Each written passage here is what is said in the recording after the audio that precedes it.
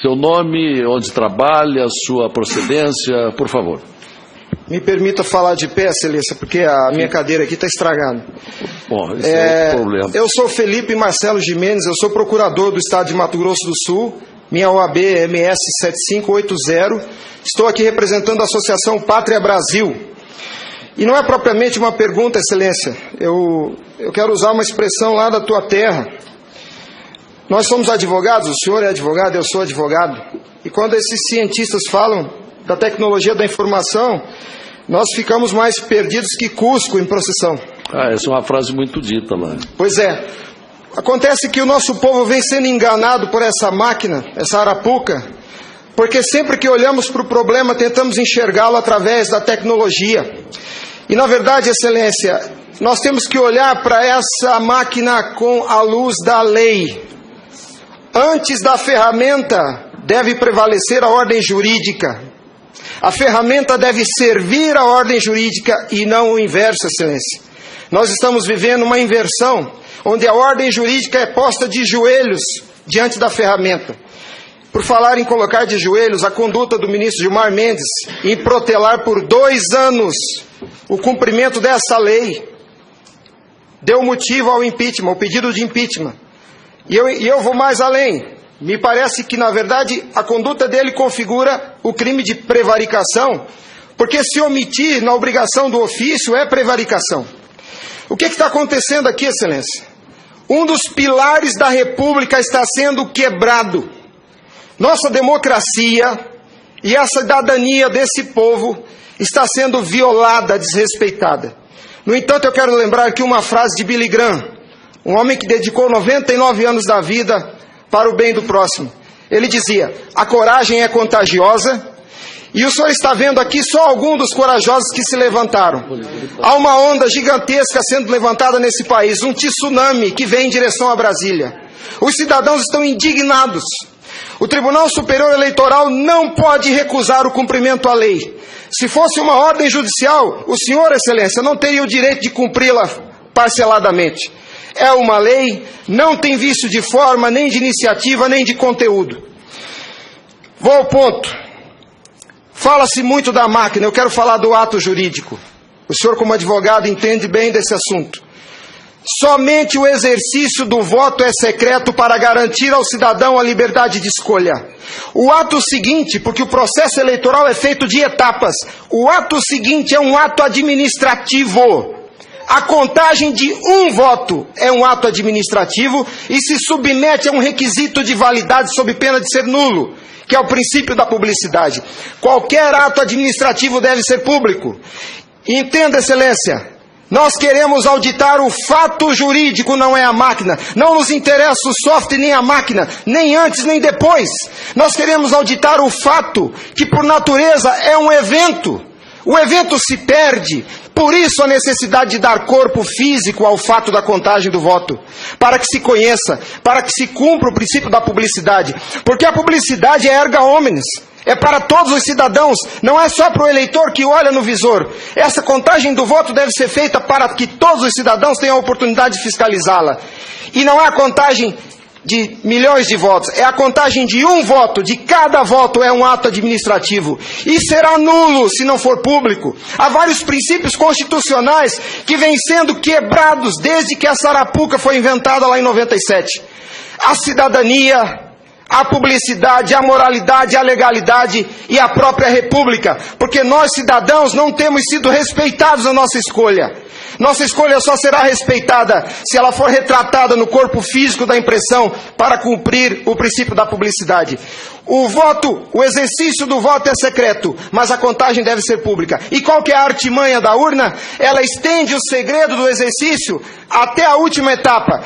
E o sagrado BU, eu vou usar uma expressão de alguém, eu não lembro quem é o proprietário dessa frase. A seita do santo baite tem no altar o BU. O BU não prova nada, Excelência. Quando o BU é imprimido, já houve a contagem dos votos em segredo. A fraude já aconteceu, porque cada voto contado deve ser público. O BU informa ao senhor, Excelência, o total. nem no condomínio onde eu moro não aceitariam uma eleição assim. Imagine, Excelência, se eu fosse candidato a síndico, colhesse a urna e fosse contar dentro do meu apartamento e voltasse e comunicasse aos condôminos. Aqui está o resultado, eu fui eleito. O BU é a prova da fraude, Excelência. O BU é a prova da fraude. Doutora Simone, apesar de muito jovem, foi minha professora na faculdade. Ela é talvez a cabeça mais qualificada nesse Senado para rezar esse discurso, para dizer o que é um ato administrativo. Gostaria que ela estivesse aqui. O que acontece? Nós estamos sofrendo uma violação dos princípios republicanos, dos princípios constitucionais e principalmente, Excelência, da cidadania, porque nossa cidadania só existe na medida em que nosso voto seja respeitado, porque ele é o instrumento do exercício da cidadania, porque através deles elegemos os nossos escolhidos. E a nossa eleição, a nossa escolha tem sido apurada em segredo e o fato se perde. Por isso que os adeptos da seita do Santo Baite dizem que nunca há fraude. Porque quando se procurar o fato dentro da máquina, ele já não está mais lá, ele está no BU. E o BU só tem o total da contagem dos votos, Excelência. Nós precisamos olhar para esse problema sobre a ótica da lei. Sobre a ótica da lei. Nós não podemos continuar aceitando esse engodo. E a lei que os senhores votaram com uma representação maciça da outorga popular. Só os senhores têm legitimidade para representar o povo brasileiro. Só os senhores. Os ministros da Justiça não têm essa legitimidade. Eles estão usurpando dos senhores as suas competências. Eles estão colocando esse Congresso Nacional de joelhos, porque estão se recusando a cumprir a lei. Eles estão, Excelência, eles estão cometendo abuso de autoridade. Abuso. Porque essa lei que os senhores votaram com 71% do Congresso Nacional, a derrubada do veto teve um peso de outorga popular maior do que as emendas à Constituição. 71% do Congresso Nacional disse, em nome do povo, será impresso o voto. E a lei, Excelência, não tem discricionariedade. A lei não permite fracionamento. Fracionar o cumprimento da lei é um abuso, é uma violação, é uma teratologia. Não há possibilidade de se fracionar o cumprimento da lei. Imagine o senhor, se o senhor fosse sujeito passivo de uma ordem de Gilmar Mendes, se ele aceitaria ouvir do senhor o seguinte: ministro, eu vou cumprir sua ordem, um pouquinho a cada ano. Até 2050, Gilmar Mendes, eu termino de cumprir a sua ordem. Imagina que ele aceitasse isso do senhor. A lei não tem discricionariedade.